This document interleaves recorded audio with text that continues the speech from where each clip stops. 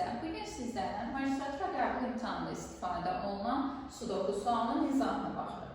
Sudokunun əvvəlki şərtinə diqqət eləsək, qeyd olunur ki, 1, 2, 3, 4, 5, 6 rəqəmləri elə qeyd olunmalıdır ki, sətirdə və sütunda təkrarlanma olmasın, həmçinin tünd qara xətlərlə məhdudlaşan hissədə, yəni bu blokun daxilində də rəqəmlər hər biri bir dəfə istifadə olunmalıdır və təkrar olunmamalıdır.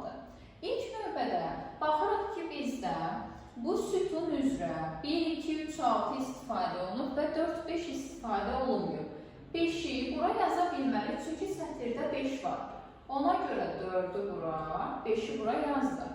Daha sonra sətirdə 1, 2, 3 var, 4, 5, 6 yoxdur. Blokun daxilində 5 istifadə olunduğu üçün bunlar 5 ola bilməzlər. Ona görə də 5-i bura yazdıq. Qaldı bizdə 4 və 6. 4 və 6-nın sütunda təkrarlanma olmadığı üçün hələ ki yerləşdirə bilmirik. Daha sonra baxırıq ki, bu blokun daxilində 1, 2, 4, 5 işlənib, 3 və 6 qalıb. Yenə də görürsünüz, sütunda təkrarlanma vermədiyinə görə dəqiq bilinir. Bilirik ki, burada 3, 6 olacaq, amma hansı xanada yerləşdirəcək bilmirik. Onda 3, 4, 5, 6 varsa qalır 1, 2.